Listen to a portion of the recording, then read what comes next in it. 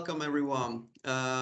It is my absolute pleasure and honor to welcome Koen Gijsbers as our expert lecturer for this afternoon. It is really a humbling experience for me to host you, sir. And on that note, let me provide an introduction about your background to our students. Uh, Koen Gijsbers is a leading IT and cyber executive and a rather sought after advisor for governments and companies, both at the board and on the executive level. He has over 40 years of experience working in the public sector, both as a military leader and as a civil senior executive. His military career built his leadership experience through all levels up to commanding the 11th Air Assault Brigade, and he was deployed to operational missions as well, including leading the humanitarian relief effort in South Kosovo in '99. And when it comes to the IT and the cyber domains, Mr. Gijsbers led NATO's transformation of communications towards the concept of net-centric operations and drove change in the NLD, Ministry of Defense, as CIO. And indeed, as a manager, general manager of the NATO Communications and Information Agency, he helped optimize NATO's IT and cyber capabilities and services, which has been an ongoing effort for the last 5 years. Furthermore, Mr. Gijsbers is currently the board member or advisor of several institutions and companies. These include the Cooperative Cyber Defense Center for Excellence, Cybersecurity Technologies Ltd. in Estonia, Net-Centric Operations Industry Consortium in the US, Cynation Ltd. in the UK, Angoka Ltd. in Belfast, and he's also an advisor for the government of the Netherlands. And in addition to his impressive professional career, Mr. Gijsbers is also a highly successful and accomplished athlete. As an Olympic athlete, he ran 400-meter and relays.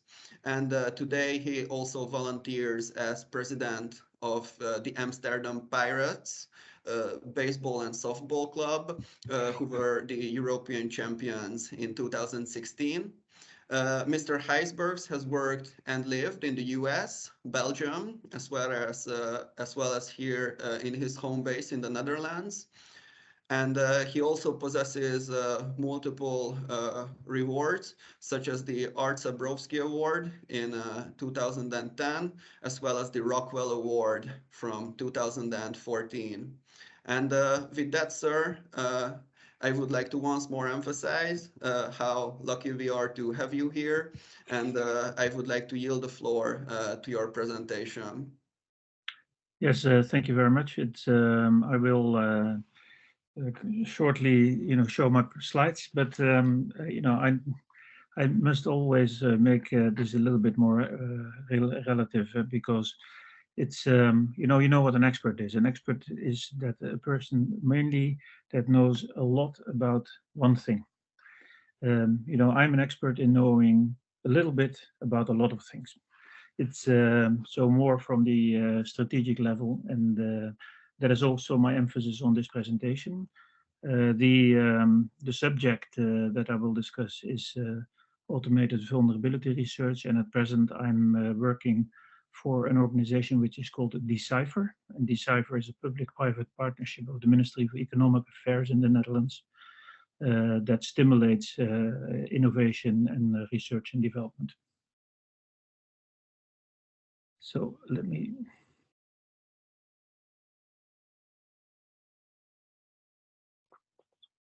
Can you see my slides?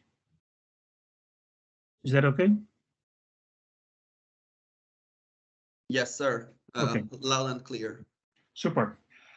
So what I'm going to do today is I'm going to talk you through a work stream of the government of the Netherlands together with industry, stimulated by the Ministry of Economic Affairs in the Netherlands. TNO is the the Dutch Applied Research Organization for Innovation for Life, and dcypher. And dcypher is this public-private partnership to stimulate a more cyber secure nation.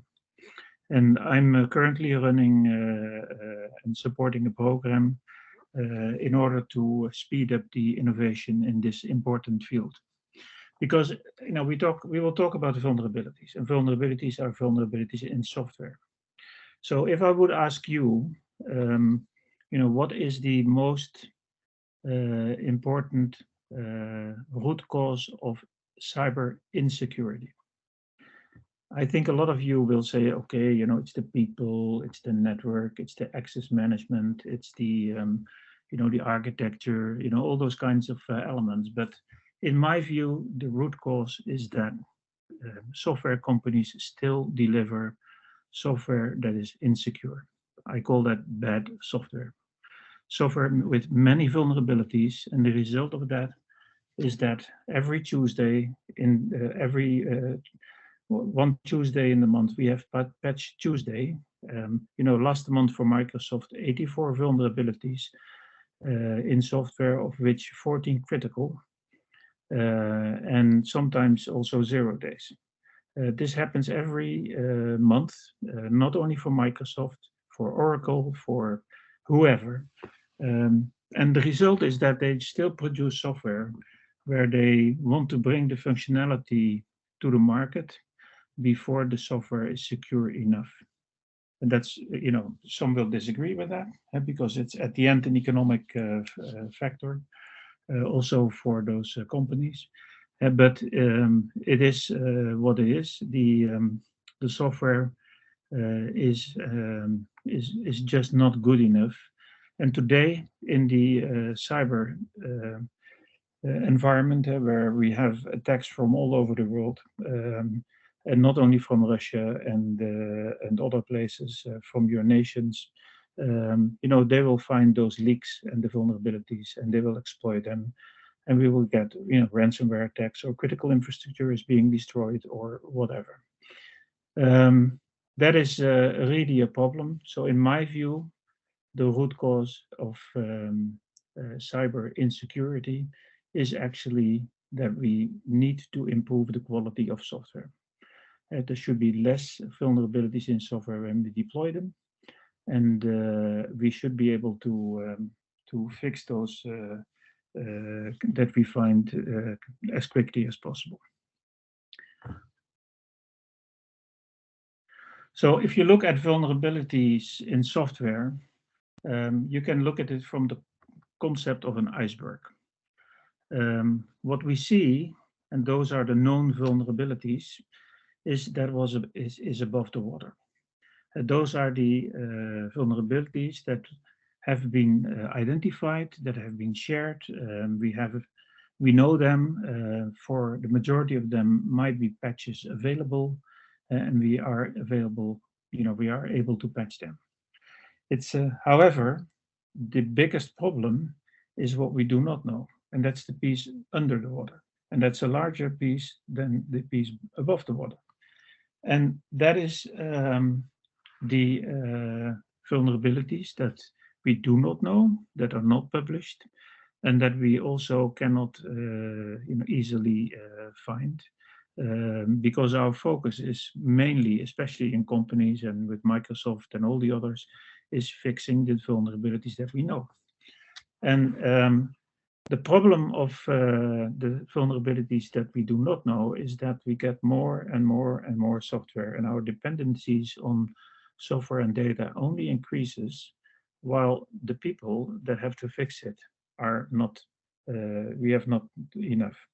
And it's great that I think you're all students and you want to become IT specialists and work in the area, but there is so much work that there is only one solution to this problem, and that is that we automate the finding of those vulnerabilities, and that we actually also automate the patching.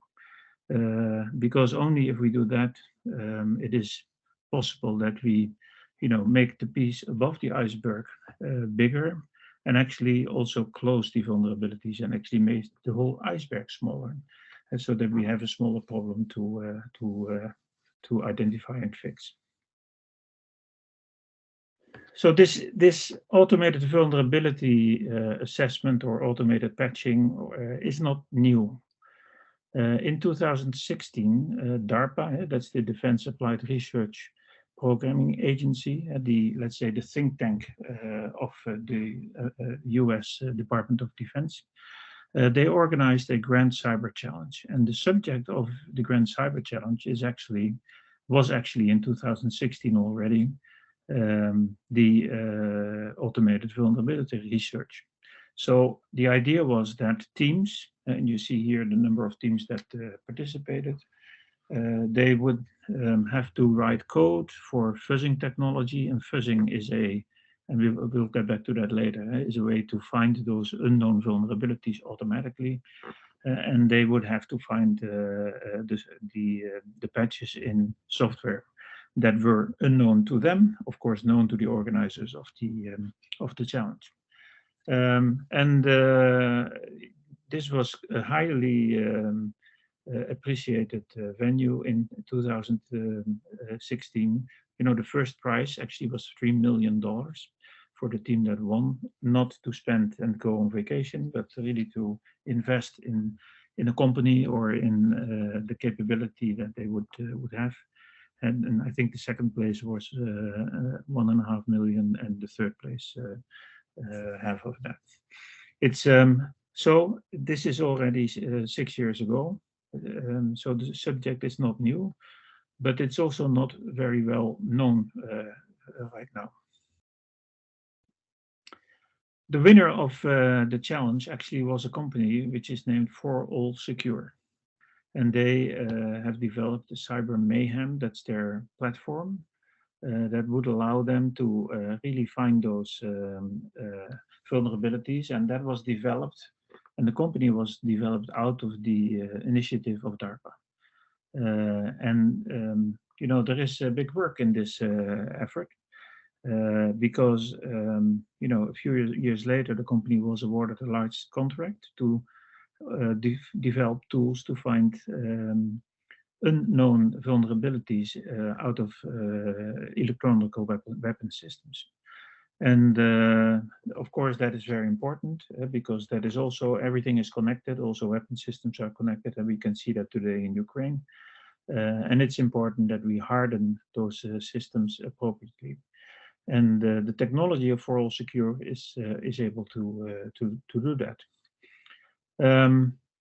The company also is very active in the United States.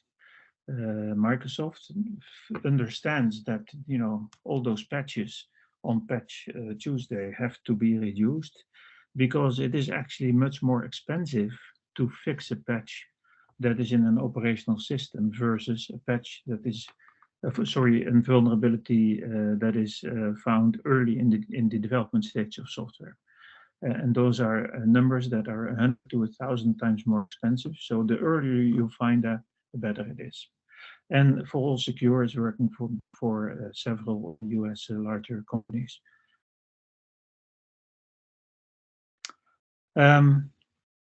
If you live in China, you guys live a bit closer to China than we here in Europe do. It is quite important also that there is Chinese law that requires vendors to report 0 days to government. And you see, and not just in China, but also in Europe, is that the attention to cybersecurity and understanding what vulnerabilities are available and finding them early becomes really an important element. And that is also the reason why the Netherlands has said we need to really improve the knowledge and the capability of this automated vulnerability research and automated patching, because it's going to be really an important element in the future of IT. So in that case, we learned from DARPA, and also in the Netherlands we started, because we believe that if you wanted to do, improve the knowledge and the capability in automated vulnerability assessment and patching, so in the research, you need to stimulate students to really try this out, try it yourself in an interesting way, and that's why we are also, with the inspired by DARPA, organized a cybersecurity challenge where students from several Dutch universities had to build tools, phishing tools, in order to find vulnerabilities in software automatically. At the same time, other groups of students had to build the vulnerabilities into that software in order to allow them to challenge each other and make it also a bit of fun. And you only see we're not so rich in the Netherlands. Our prices are a little bit less than in the United States. But still, it was quite a good initiative where students really liked the fact that they could practically work out the issues. We actually do the same in the Netherlands for high school students. We have a little bit more simple, but also challenge for high schools, where the seventh and eighth graders would even build fuzzing patches in order to do this work better. So, what is the current security practice? And you all know this. If you want to make secure software, you have a software development lifecycle. It starts with the development of the software, then the acquisition or selection of software, and then the deployment in your operational systems. Nothing new there. And what we do today is we do in the development phase application security testing. There are different methods to do that. A lot of them still go by hand, like code reviews and other activity. Then we have acceptance testing and certification, so that we know that the software does what the customer needs, what the organization needs, and meets certain security standards. And then, of course, during the deployment, we have to continue to understand if the software is still working properly, and that's when we do pen testing and other things.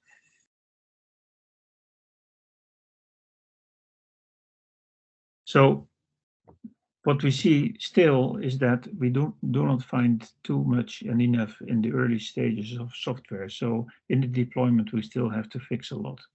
And the idea of our program, the Automated Vulnerability Research Program, is that we shift security to the left, to as early as possible in the development stages. And that is really important because, again, the cost of fixing something in the development stage is 10% as fixing it in the acceptance testing, and is, that piece is another 10% of fixing it in the deployment phase when it comes to cost. And even in the deployment phase, it's not always possible because some systems, especially in operational technology, cannot easily be switched off, and then they have to run with those insecurity for quite a long time, which will have business impact as well. And one of the reasons of that is that we need to. It's still a lot of handwork. Of course, there are in that handwork we are using automated tools like scanning of what applications you have in your infrastructure. Understanding the patching levels has to be patched, but automation, and especially automation in finding those unknown securities, we believe is quite important. And when it comes to the applications of the automated vulnerability research, of course, we feel that the most important piece is in the secure software development phase, but we also see a lot of opportunities in the acquisition and selection phase. And for example, by testing evaluation of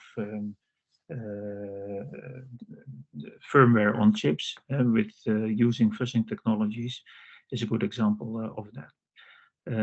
Because the chips have to be certified, and in order to be certified, they need to have meet a certain standard. And also in the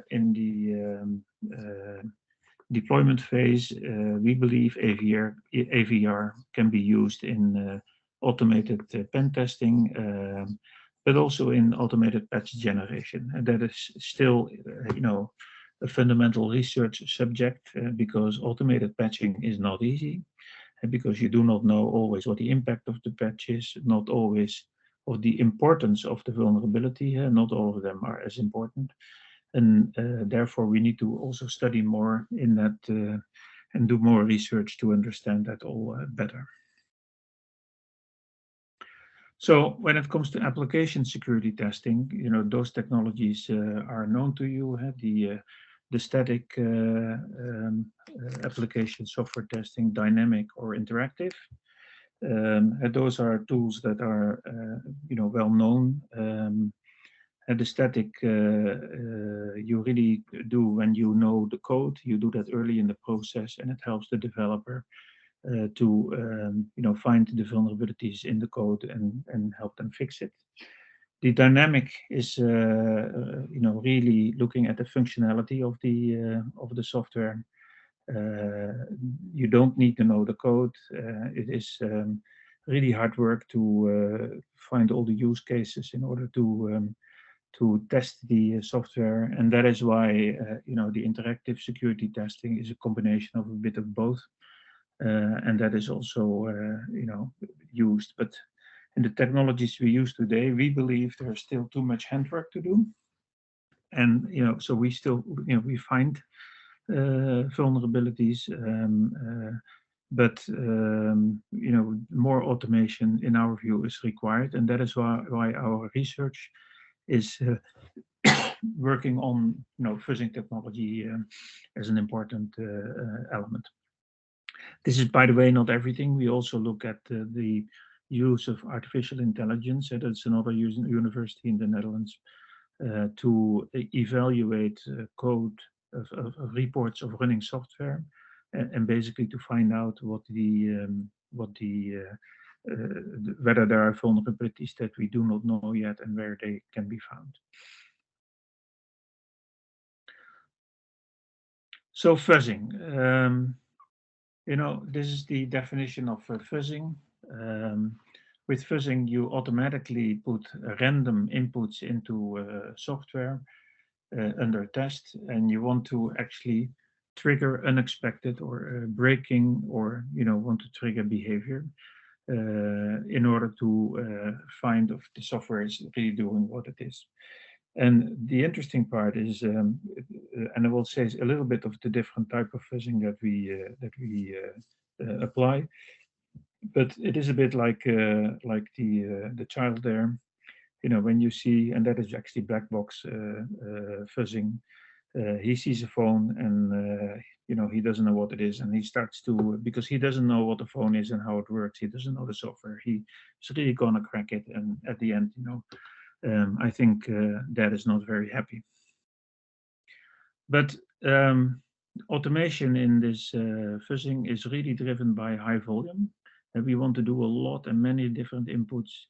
And with automation, you can really do that. It's if you would do this attacking software manually, it is really very time consuming, and you only get those use cases that you could understand. But if you automate this, you get really many different inputs, and you get good feedback. It's also leading to a decreased testing bias. If people do this, they always have their own approach to finding the software. So there is an implicit bias in testing. A computer has no bias. It does just what it does, and it is therefore also be able to test the unexpected. And by overloading this software and letting it at the end break, you will find those areas where the problems in the software are and the vulnerabilities can be found. And the automation is fundamental in our view. Interesting also because it's repeatable, and it will always do it in the same way, and that makes it quite strong in the development of software testing methods. It's simple in context, but to execute it's very difficult. because there are different ways of attacking software in different phases, and therefore there's a lot of research to be done in this area, and that is what we are actually doing. We are very lucky in the Netherlands that we have one of the lead professors in the world on fuzzing technology from the Free University in Amsterdam, Professor Herbert Bos. And his PhDs immediately will work in the US in for Intel, Microsoft, AWS, and make big bucks there. So if you can apply to a PhD position in FUSEC, I would try to do it because you have a job for sure. So why would we do fuzzing? I talked about that already a little bit. Firstly, to detect flaws and detecting the flaws in software is only going to increase. We get more and more software. We have more, and we need more and more reliability and security. It's we see that the hacking and the international crime that we find in misusing software on our side is really growing, and it is not only more software, but it's also more crime, and therefore the focus on doing a better job in building software is quite important. The good thing about fuzzers is that they are repeatable, so it really simplifies the debugging and patching of software if we would be able to do that automatically. And regression testing still has to be done, but this will help the regression testing in a proper manner. And once set up, to set it up is actually quite cumbersome, and you need to have quite some knowledge to do that. But once it's set up, it's cheap because there are no men in the loop. That makes it easy. The automation really helps, and a good thing is that the fuzzer can work 24/7 in the background because there's no sleep needed, only a bit of power. So in the Netherlands we have those tiles that you can have nice sayings on. This is one. This is a lot of science, but not only science. It's also art and alchemy and plenty of patience. And the smart guys under you have found out that doing those numbers together is actually more than 100%. It's because that's what fuzzing is at the end is going to deliver you. So what kind of fuzzers do we have? Basically, the boxes, black box, gray box, and white box. Why this is used in SAST, the white box is using in the static software application testing, the black box in the dynamic software application testing. You will see the same in the fuzzers. It's with the white box application testing, you know the code, and the fuzzers will go into the code and find and trigger problems and vulnerabilities in the code itself, and will give the direct feedback to the developers in order to do that. There are also in Europe already some companies that are applying this in practice. There is an interesting company which is called from Germany, which is called Code Intelligence. Code slash of a horizontal hyphen intelligence, and they basically have built a platform to bring cybersecurity to the developers. And they use these automatic fuzzing technologies in their platform, basically give that that can be used in a GitHub by the developer, and he gets direct feedback out of the automation of the security quality of his code. That's a really interesting example where white box fuzzing is used. If you look at black box fuzzing, that's also done, what the kid with the telephone did. And in the black box fuzzing, it's really looking at functionality. You don't need to know all the code there, but you bombard the software automatically. And at the end, you will see the functionality flaws. It will not lead directly to understanding where in the code the issues are, but it is good to use for interfaces and other elements. And then the gray box version combines the two and will help you in a proper manner. It's clear that our research, while code intelligence is using fuzzers, you can find fuzzers actually published by professors and PhDs on the internet, because there's a lot of research being done. But what is most important is to be able to use those fuzzers practically in a practical environment and build it into the business process of an organization. And that is why we not only focus on fundamental research, but also on applied research and actually product development. And now we discussed this already. And that innovation is following the traditional, innovation chain. NASA used the qualification technology readiness levels in order to get through this process. And the TRL 0 is the good idea. The TRL 1 and 2 is fundamental research and technology development. And then we move to validation and demonstration. And then you get to TRL 7, perhaps 8. And operationally, when the integration and operationalization is done, you get at TRL 9 and you can use the technology. Traditionally, this is a sequential approach. It starts with research universities, then universities of applied science and applied research institutes. Then the technology providers come in place and they're going to build products and they're going to deliver the service at the end. And in software development, those are actually the customers that use those tools, and the end users. They're only at the end of the stage. What we believe, and that is what my program is supporting, is this process normally takes 8 to 12 years from the first idea to something that you can really use. We want to push this together by letting fundamental researchers already working together with users at the end through applied research and bringing the groups together, building communities, and finding out what is really working for specific sectors in industry in order to execute. And with that, we want to also close the valleys of death that we all know in innovation that really slow down the innovation process or sometimes totally stop it. So that's why I've built a roadmap with partners from academia, from innovation organizations, and from industry and government. And here are some examples. We work in the Netherlands with 5 universities.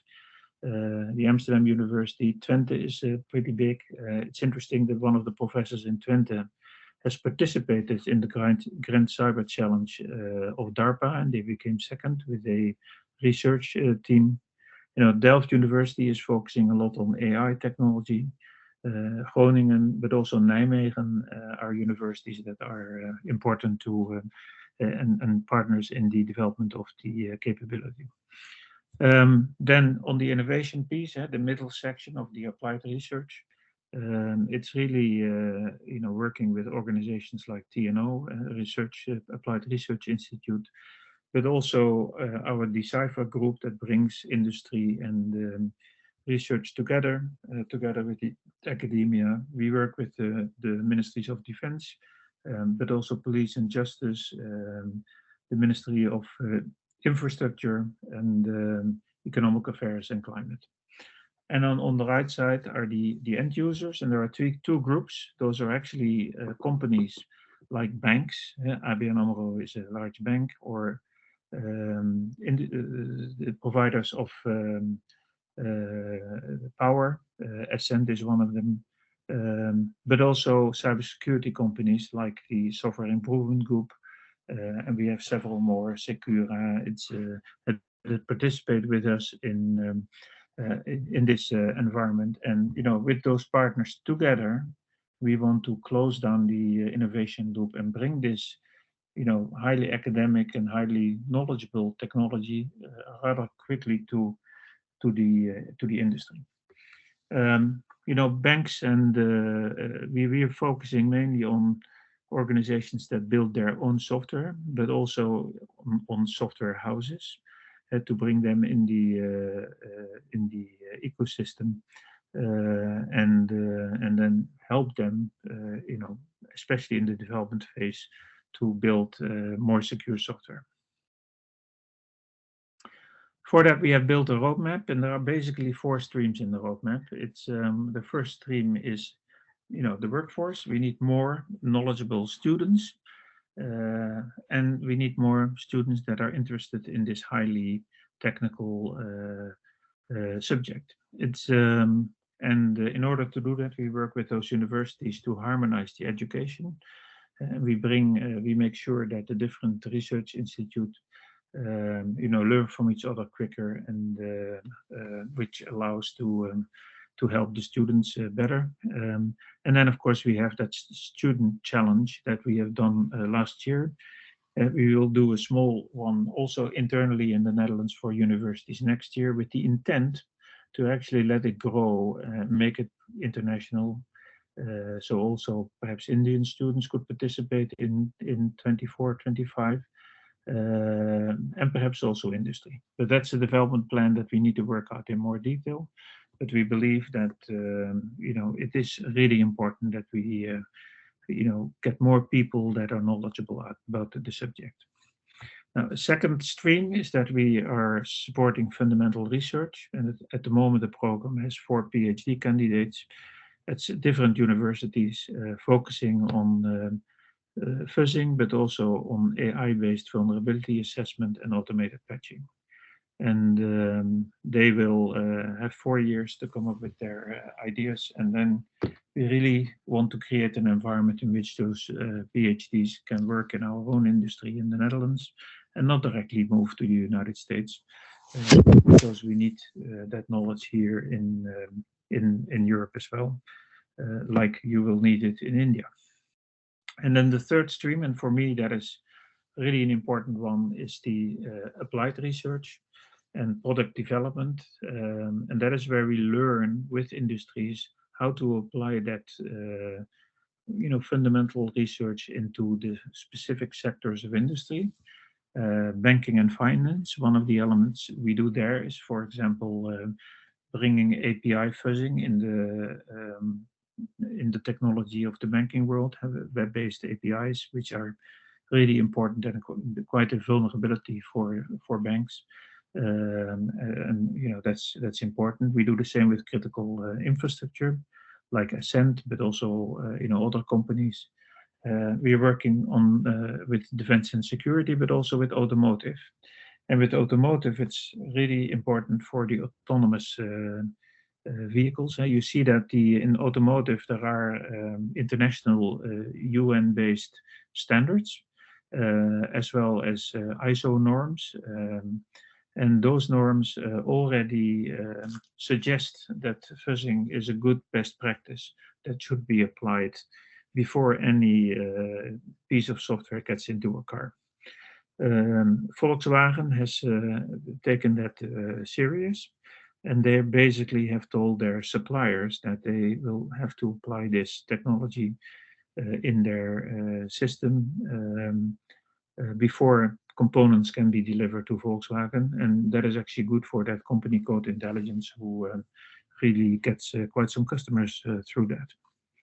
Now, the last piece is that we are actually building a cyber reasoning system, and that's actually a digital playground for automated vulnerability research. And so we build a simulation area where all those tools that we know or that we're developing can be tested.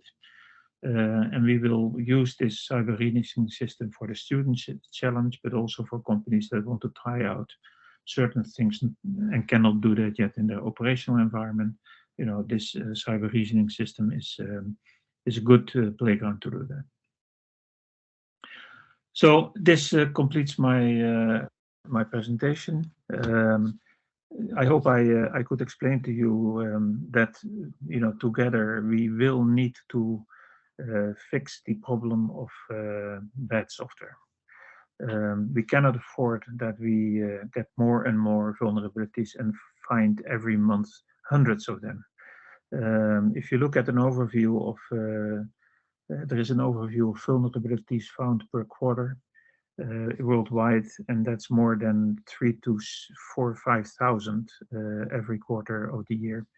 That is basically the attack surface for the criminals and the bad guys, and that makes our society, it makes our life very vulnerable. And we believe that, of course, we need to continue work on access management, on good architectures, on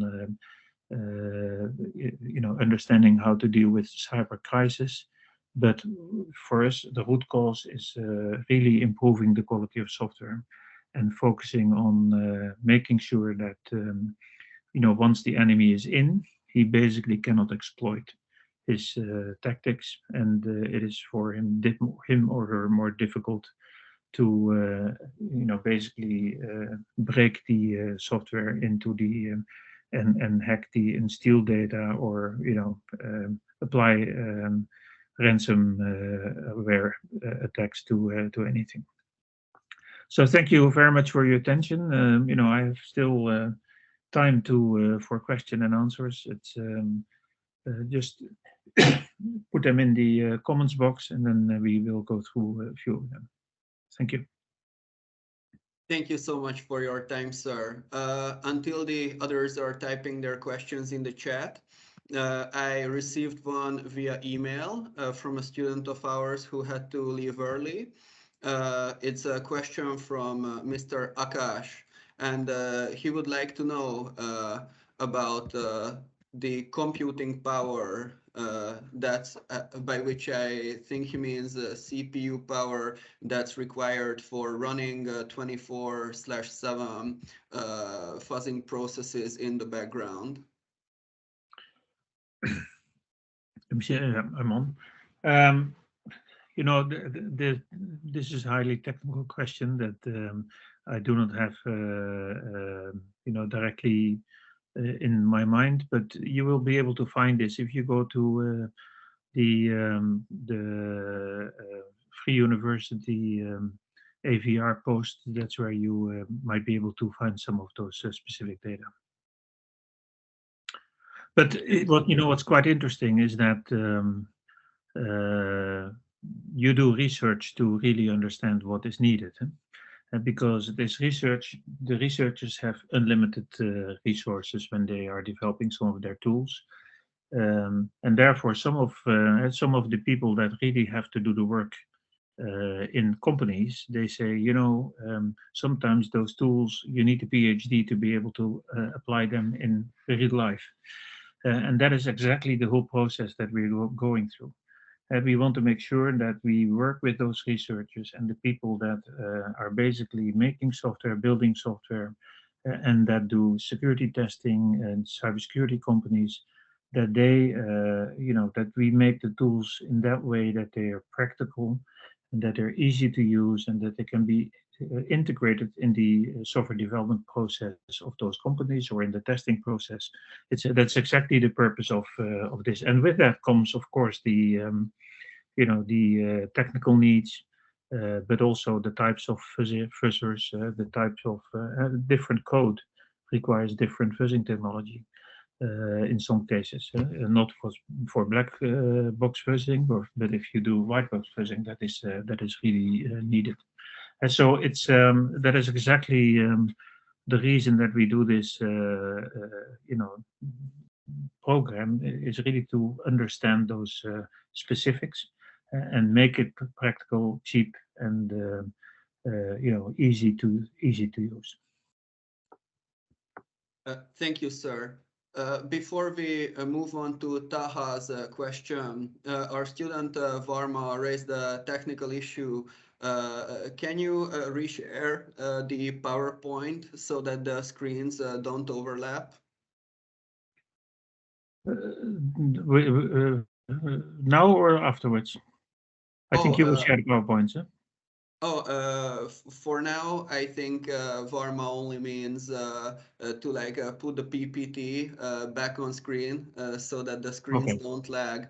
But Oh, okay. afterwards, of course, we would also appreciate if you could share the PPT with our students.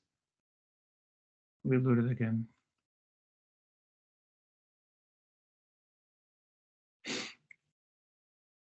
Um, Taha also asked us a question. Can you see it in the chat, sir? And not if I if I share the screen, then I can't see my chat Oh, anymore. no problem then. I can read So them you you out. you you give the you read the questions, then I can answer them. Yes, sir. Taha would like to know, does decentralized scalability of a software make automated vulnerability patching difficult? For instance, the blockchain software that are decentralized. Actually, the if you centralize and you bring more, and you mean in a cloud environment, that you basically have central software. In my view, it makes the process easier because there is actually less software specifically that you have to test and validate. Um, but it is important that again that you do this as early in the process as possible. And you see that, for example, a company like Google, who uses a lot of centralized software in their cloud, of course, they're actually using this technology of the German company Node Intelligence to help them build better software. Because if you do it central, it is, you basically, and you don't allow too many specificities. It is actually more practical to do that. But whilst more people are dependent on the software, you also need to do a much better job in building security in from scratch. So, answering your question? Taha asked the question. Taha, can you let us know in the chat? In the meantime, we can move on to Aman's question, who would like to know the following. Sir, is the fuzzer having any algorithm which governs its working? Secondly, does the fuzzer have any further components assisting its working, or is it a standalone software? Fuzzers are, what we try to do is with the fuzzers are built to be standalone software, but they need to operate into a reasoning system. So that you, or in the platform like Code Intelligence does, because you need, of course, the application that runs in that software. You need to have the fuzzer then applying it, and sometimes you want to use different types of fuzzers for different options on the same software. And so we believe that, and that's the reason that we are building that cyber reasoning system, so that we can take the different fuzzers that are available, in developed by different universities, or available open source, and some of them are owned by companies themselves, and then basically bring them together in this environment so that you can test the practical use of that specific fuzzer in a specific environment. And that is also a reason that we then can compare the quality of that for that specific purpose. And that is really what we want to find out in the research. Thank you, sir. Moving on to another question by Aman. What are your views on the recent attack on Taha's group by Logbit ransomware group again? What are the things that you think could go wrong at such big companies that actually lay a very strong view on their cybersecurity? And what are the measures that can actually be done to avoid falling victim to such attacks? That's a really good question. You could actually ask the same question for any attack. And I totally agree with you that companies that are selling security, and that is what Thales does. They they build cryptology communication systems with also for the defense organizations. And it is really important that those companies are, organizing their cybersecurity, in a proper manner. And my experience is that people that sell security are not always the best applying it to their own environment. It's that's more a cultural approach, perhaps. The interesting part is that the defense piece of Thales, of course, has to follow certain rules before they can sell anything. And I understand that Thales, they do a lot of activity, but the point really is that you cannot avoid everything. And that is also the reason that we believe, building better software is so important. Because if you cannot stop an attacker at the front door and he's able to get in, and you all know that that is not too difficult with all kinds of technologies like phishing or whatever. There are ways to get into systems. But then, it's really important you build multiple layers of defense. And at the end, when it comes to the exploitation of the malware in the software of a company, then we need to make sure that those vulnerabilities in the software are, less and less available. What is a risk in this research and development is that not only, especially when you have open source fuzzers, is that not only the good guys can find the fuzzers, but also the bad guys. And if you're able to, as a bad guy, to take a fuzzer and actually bring it into software of something you're attacking, then they might find vulnerabilities that you not have found yet. I'm not aware of any of that practice right now, but we really need to be faster in implementation than the opponent. And that is one of the reasons also that we want to push that development cycle shorter. The 10 years must be 2-3 years.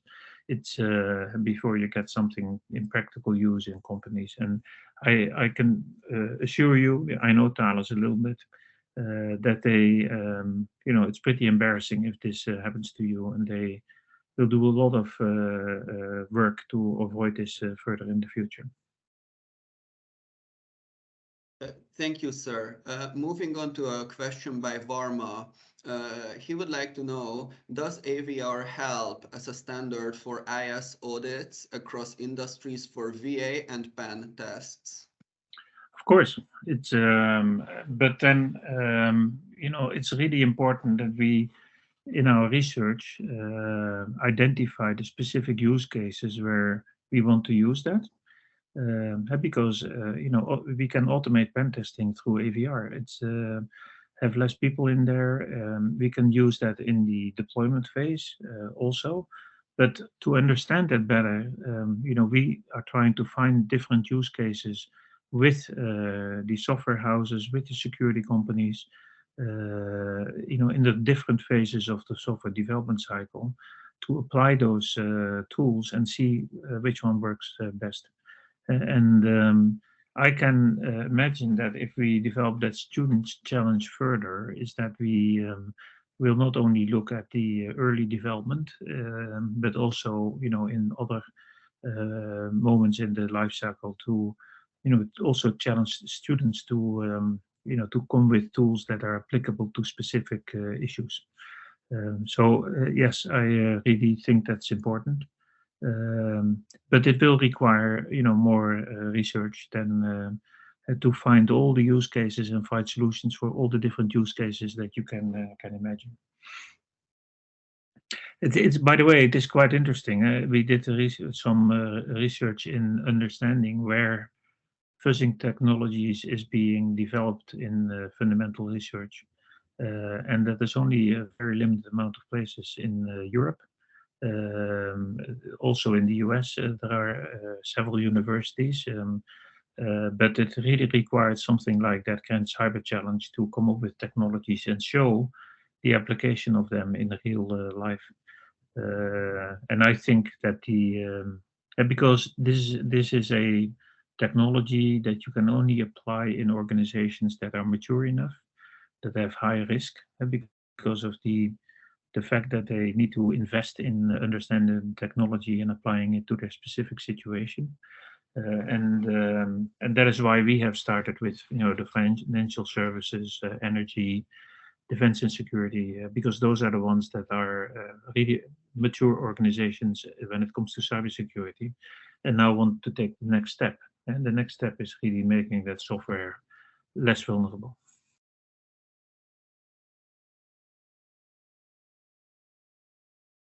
Thank you very much, sir. And us, our student, he would like to ask for further sources where he can read more about AVR. What is interesting, if you go to YouTube and you type in the Cyber Grand Challenge, for example, but also automated vulnerability assessment, there is there is a full scale of classes also for students on AVR and fuzzing.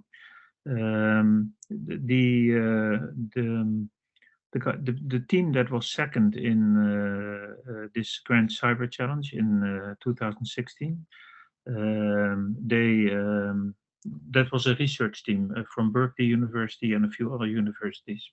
And one of the members there they have learned a lot, of course, in that process, and they have shared that over YouTube.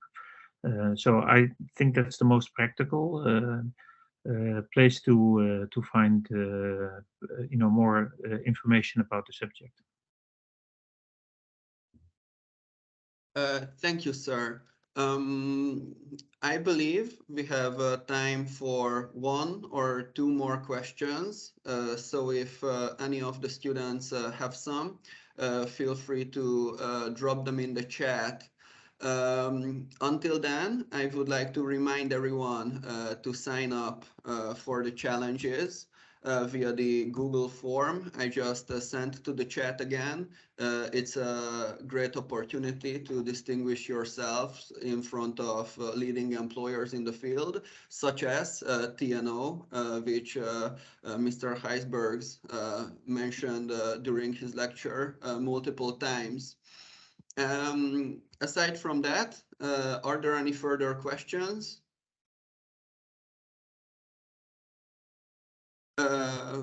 Archana, I see that you're raising your hand. Yes, we have a question. Gaurav would like to know whether you know what attack vector was used in the recent cyber attack against the Taha group. Sorry, I don't know that. It's I have read about the hack, but I have not dived into deeply. So I think you will be able to find that if you scroll the internet. It's you guys are all very smart. Thank you for the kind words, sir. If there's no further question, I would like to thank Mr. Gijsbergs for being really generous with his time. I, for one, learned a great deal about AVR today, and I found it rather stimulating. So thank you again, sir. Really appreciate your contribution to the Indo-Dutch Cybersecurity School this year. And the students, I would like to remind one last time to sign up for the challenges. The deadline is tomorrow at midnight, Central European time.